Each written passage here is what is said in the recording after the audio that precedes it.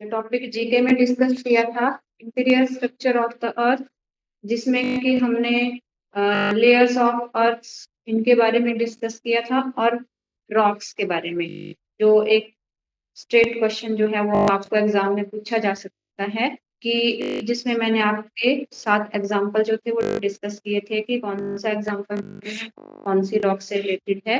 तो वहां से क्वेश्चन जो है वो एग्जाम ओरिएंटेड बनता है। और आज का जो हमारा टॉपिक है ये है lakes and waterfalls of India, Bharat की झीलें और जलप्रपात। तो इनके बारे में हम आज डिस्कस करेंगे।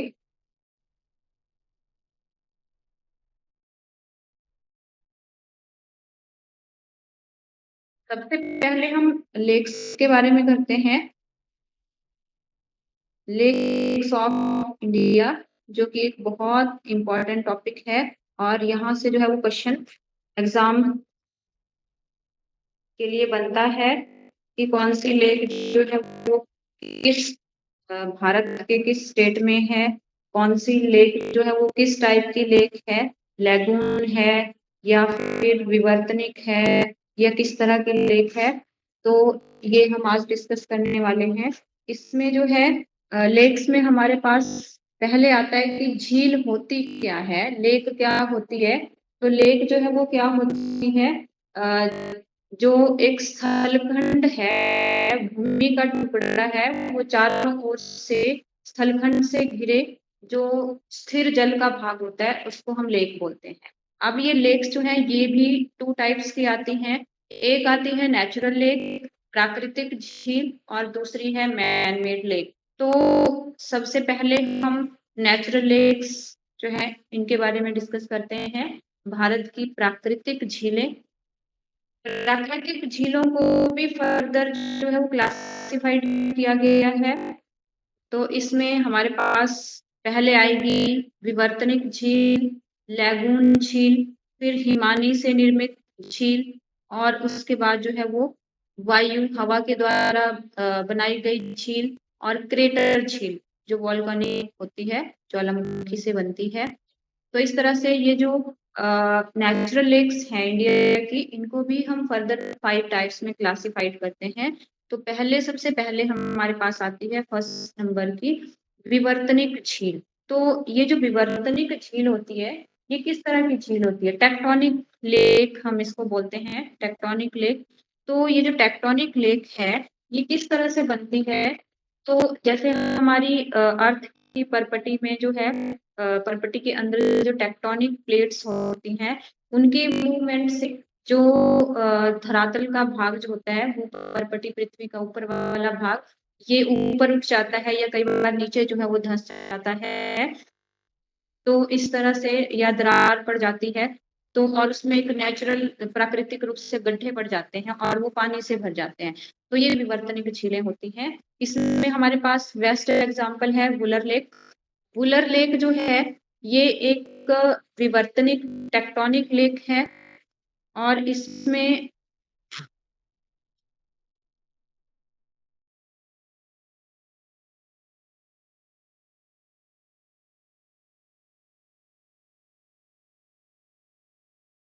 आगे हमारे पास आता है कि ये झील जो है वो भारत के कौन से राज्य में आती है। तो ये आती है जम्मू कश्मीर में। जम्मू कश्मीर केंद्र शासित प्रदेश जो है, यहाँ पे ये बांदीपोरा जिला जो है जम्मू कश्मीर का, यहाँ पे ये स्थित है। और इसके बारे में एक इम्पॉर्टेंट फैक्ट है कि ये भारत की सबसे बड़ी ताजे पानी की, या इसको हम बोल सकते हैं मीठे पानी की झील, फ्रेश वाटर लेक,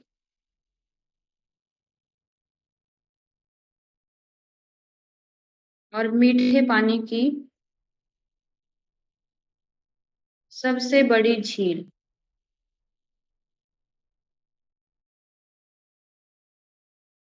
ये कौन सी आती है? वुलर लेक। और ये लेक जो है वो झेलम नदी पे है।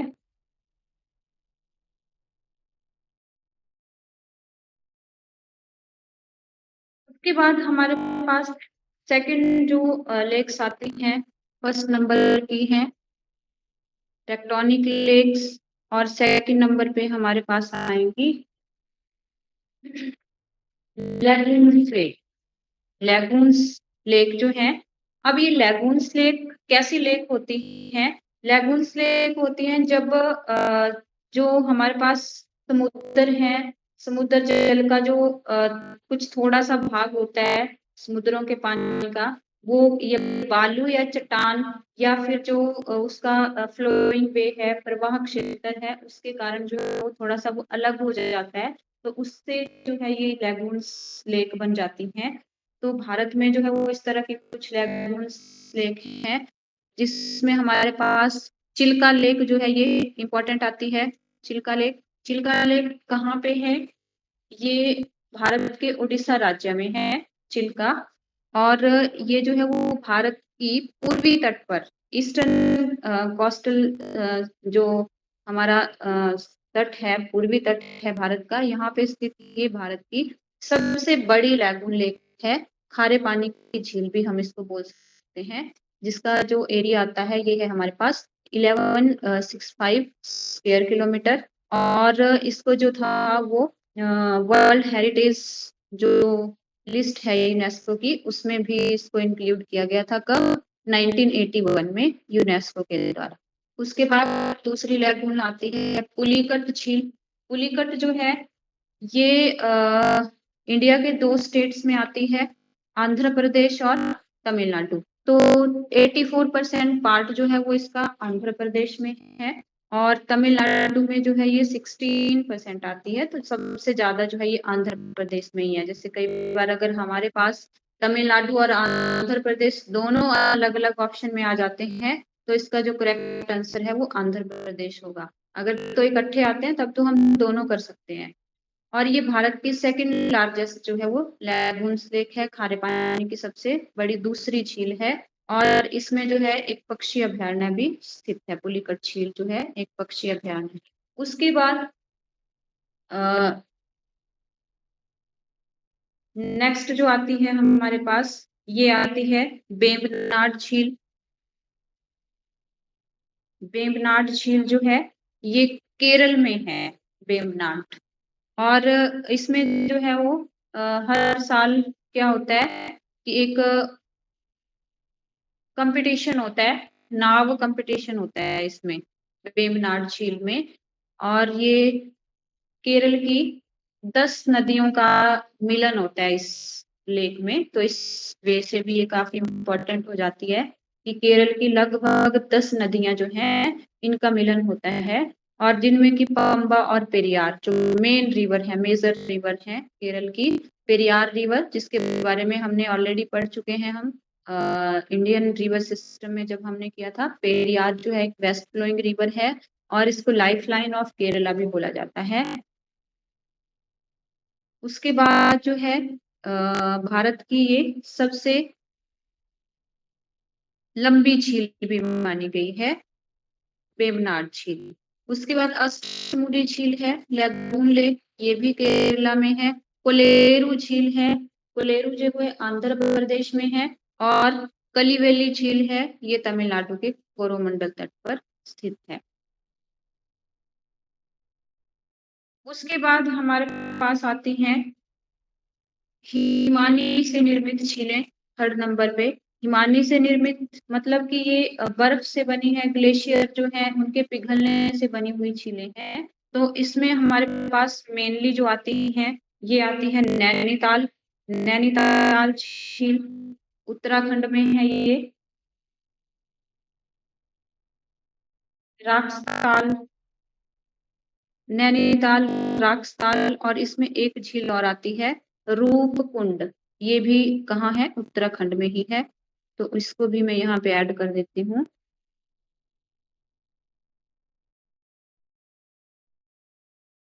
रूपकुंड, रूपकुंड झील, ये भी उत्तराखंड में है। उसके बाद सिक्किम में आती है हमारे पास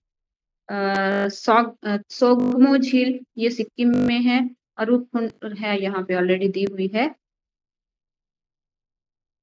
उत्तराखंड में। उसके बाद नेक्स्ट आती है जीपांगनाथ झील। जीपांगनाथ कैसी झील है ये? हिमानी से बनी हुई, ग्लेशियर से बनी हुई, और ये आती है हमारे पास जम्मू और कश्मीर में, और भारत में स्थित सबसे ऊंची जो है हिमानी झील है ये, सबसे ऊँची ग्लेशियर लेक इसको हम बोल सकते हैं, highest glacier lake of India, Jipangnath lake. Dal Dal झील जो है ये जम्मू कश्मीर में है। उसके बाद ये थी हमारे पास जो झीलें ग्लेशियर से बनी हुई है, और उसके बाद आती हैं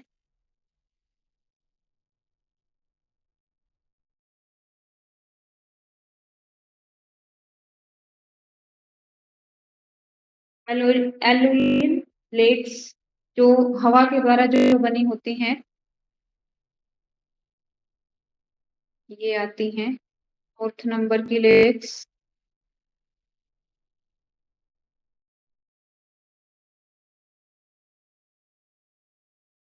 और इसमें हमारे पास आती है, इनको हम, ये जो हवा से बनी हुई झीलें हैं, इनको हम एओलियन लेक्स भी बोलते हैं। और इसमें हवा से बनी हुई मतलब इसमें क्या होता है कि हवा के अपरदन से, हवा या वायु जब बहती है बहुत ज़्यादा अपनी हाई स्पीड में, तो उससे जो है वो कुछ मिट्टी या जो रेत वगैरह होता है वो वहाँ से मतलब उसके प्रवाह हो जाता है उसका, वहाँ से वो अपरदन हो जाता है, तो वहाँ पे एक खाई या गर्त बन सकता है, जिसको प्लाया भी कहा जाता है। तो उससे जो है ये झील बनती है, जहाँ पे बारिश का पानी या कोई और पानी इकट्ठा हो करके झील बनाती हैं। और ये जो झीलें होती हैं ये मैक्सिमम हमारे पास डेजर्टिक एरिया जो रहता है उसमें बनती हैं। जो हवा से झीलें बनती हैं, तो राजस्थान में जो है इस तरह की झीलें पाई जाती हैं। भारत का जो राजस्थान राज्य है, तो इसमें सबसे पहले हमारे पास आती है सांभर लेक। सांभर लेक जो है ये झील कहाँ पे है? राजस्थान में है, और ये खारे पानी की झील भी सबसे बड़ी इनलैंड खारे पानी की झील है, अंतर्देशीय झील है। और इसमें जो है और कुछ लेक्स आती हैं। एक पिंक फ्लेमिंगो जो एक बर्ड है, प्रवासी पक्षी है, ये यहाँ पे सर्दियों में आता है सांभर लेक, तो इसके लिए भी ये जाना जाता है। और ये पक्षी जो है ये हमारे हिमाचल में भी एक लेक है, पोंग लेक, जहाँ पे भी ये पाया जाता है। तो सांभर लेक के बाद जो है वो सेकंड नंबर पे पोंग लेक आती है हिमाचल में, कांगड़ा डिस्ट्रिक्ट में, जहाँ पे ये पाया जाता है। उसके बाद डीडवाना लेक है, जो कि वो भी राजस्थान में है। पचभद्रा लेक है, पंचभद्रा लेक है, ये बाड़मेर जिले में है, तो राजस्थान में ही आपको मिली ये जो एलियन लेक्स हैं, हवा से बनी हुई झीलें हैं, ये मिलती हैं। और उसके बाद नेक्स्ट आती है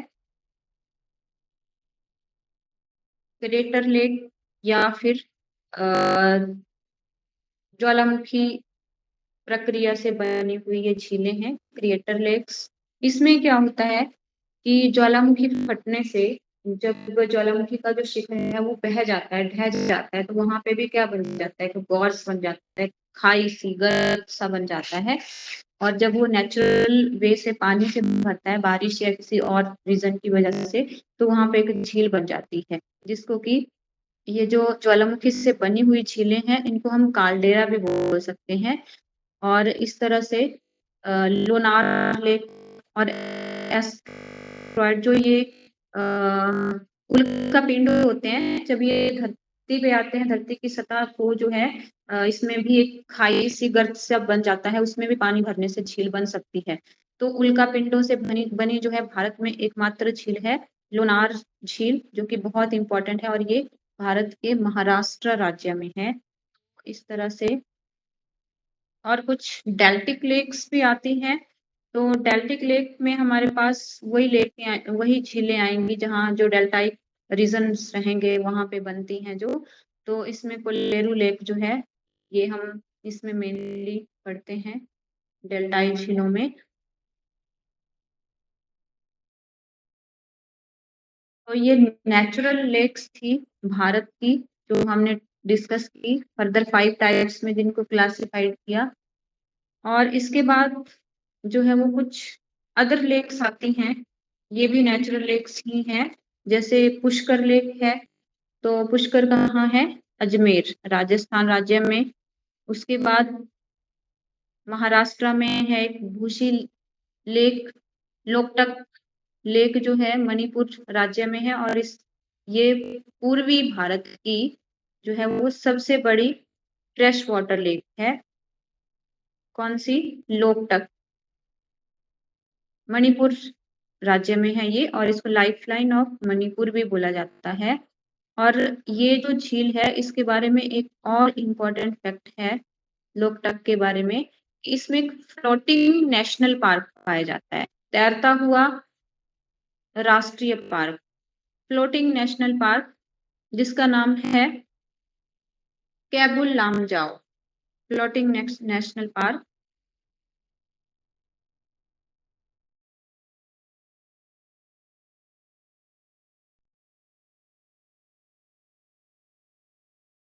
वहाँ पे मैं शॉर्ट फॉर्म में लिख रही हूँ नेशनल पार्क। नाम क्या है इसका? कैबुल लामजाओ।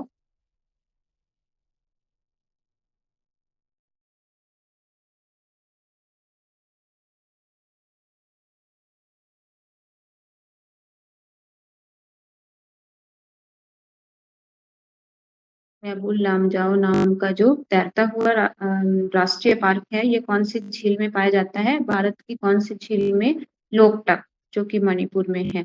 इसके अलावा बेरीनाग, शेषनाग, अनंतनाग, ये तीनों झीलें जो है वो जम्मू कश्मीर में पाई जाती हैं। और कुछ लेक्स जो है वो हमारे पास उत्तराखंड की आती हैं। अदर्स लेक, सात ताल, माला ताल, देवताल, इस तरह से। सूर्यधर झील ये उत्तराखंड की है और राजस्थान की है। कुछ अदर्स लेक, राजसमंद, लूनकर्ण सर झील, जयसमंद, पिछौला झील, ये राजस्थान में है। पेरियार केरल में।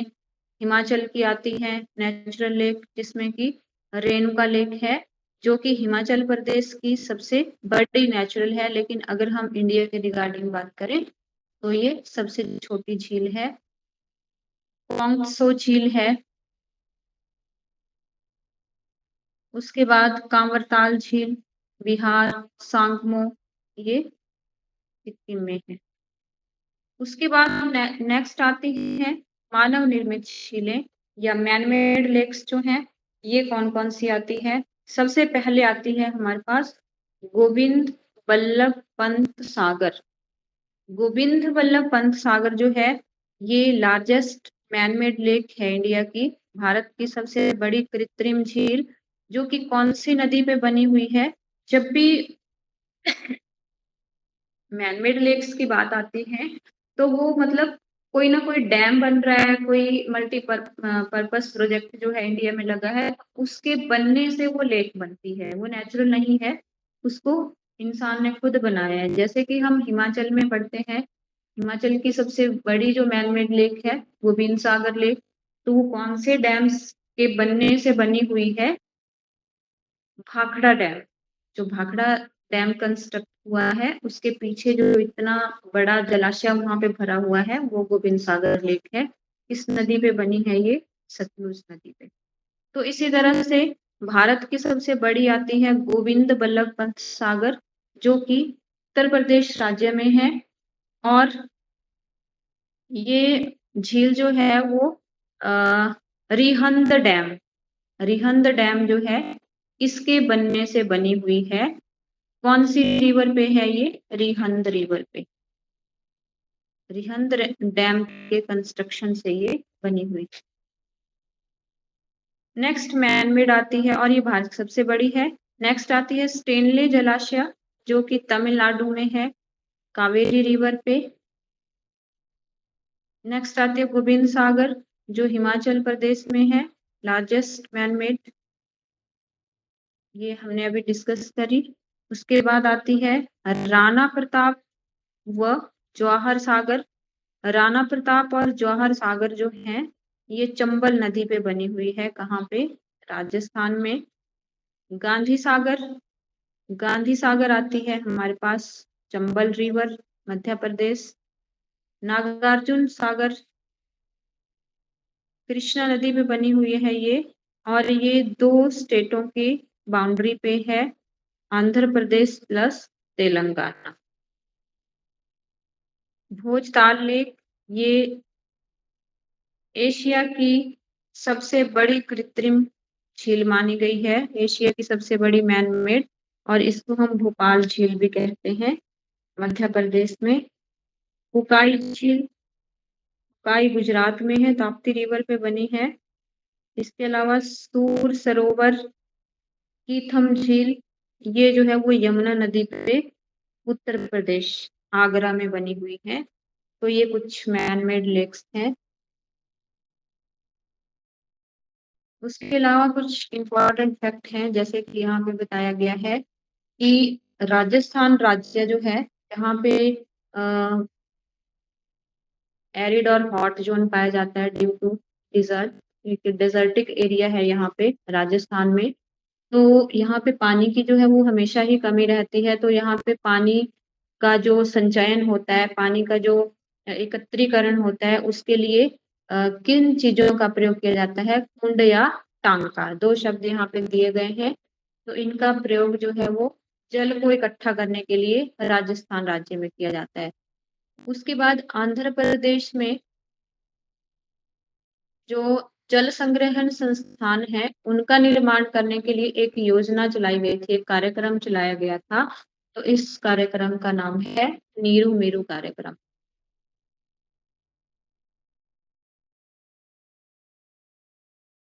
तो ये लेक्स थी, इंडिया के जो लेक्स हैं उनके बारे में हमने डिस्कस किया। उसके बाद जो है वो वाटरफॉल आते हैं हमारे पास।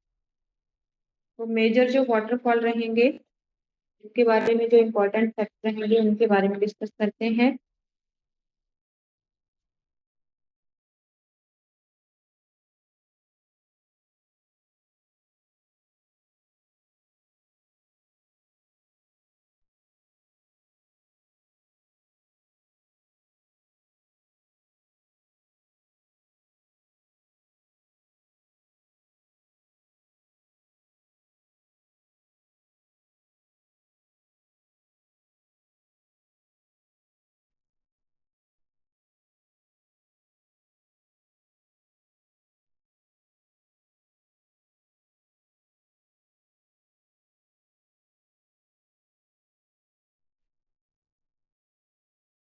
भारत में है वो बहुत ज्यादा मात्रा में छोटे या बड़े जो है वो वाटरफॉल पाए जाते हैं, और इसमें जो है वो छोटे वाटरफॉल मतलब संख्या में कम है, और जो ज्यादातर वाटरफॉल पाए जाते हैं वो साउथ इंडिया में पाए जाते हैं। साउथ इंडिया के जो पेनिनसुलर पार्ट है, पठारी भागों पे ये मिलते हैं। और इसमें जो है वो हम मेन जो हमारे पास वाटरफॉल रहेंगे उनके बारे में डिस्कस करते हैं। तो भारत का सबसे ऊंचा हाईएस्ट वाटरफॉल जो है, ये कौन सा वाटरफॉल है? कुंचिकुल वाटरफॉल, कुंचिकुल जलप्रपात। और ये जो कुंचिकुल जलप्रपात है, वाटरफॉल है, ये भारत के कर्नाटक राज्य में पाया जाता है, साउथ इंडिया में है ये। कौन सी नदी पे ये बना हुआ है? वराही नदी पे बना हुआ है, और इसकी हाइट है लगभग 455 मीटर। उसके बाद अगर हम सबसे बड़े जलप्रपात की बात करते हैं, बड़ा जो वाटरफॉल है, तो वो है शिव समुद्रम। शिव समुद्रम वाटरफॉल भारत का जल की मात्रा के आधार पे जो है सबसे बड़ा वाटरफॉल है। और शिव समुद्रम वाटरफॉल जो है ये कहाँ पे पाया जाता है? ये भी कर्नाटक में ही पाया जाता है। और इस वाटरफॉल को हम एक दो और नामों से भी जानते हैं, जैसे कि महात्मा गांधी वाटरफॉल, या फिर महात्मा गांधी नहीं सॉरी, महात्मा गांधी जो वाटरफॉल है वो जोग है, जोग या करसोपा, जो कि भारत का सबसे चौड़ा जो है, चौड़ाई में सबसे बड़ा है ये जोग और करसोपा। और जो शिव समुद्रम है, ये कावेरी रिवर पे बना हुआ है, और कहाँ पे है ये? कर्नाटक में बना हुआ है, कर्नाटक राज्य में। और जो गौरगसोपा जिसकी हमने अभी बात की, जो कि मतलब विड्थ के हिसाब से भारत का सबसे बड़ा है, तो इसको हम एक और नाम से भी जानते हैं, महात्मा गांधी वाटरफॉल। महात्मा गांधी वाटरफॉल है ये, और ये जो है वो कर्नाटक में ही बना हुआ है, शरावती रिवर पे। ये यहाँ पे हमारे पास जो लिस्ट दी है, इसमें बताया गया है शरावती रिवर, कर्नाटक राज्य, और कितनी हाइट पे है ये? 253 मीटर हाइट पे। और एक वाटरफॉल और आता है हमारे पास, नोकली काई वाटरफॉल। नोकली काई वाटरफॉल जो है ये भारत के मेघालय राज्य में है, और ये सबसे ज्यादा हाइट से फ्लो होने वाला, नीचे गिरने वाला वाटरफॉल है।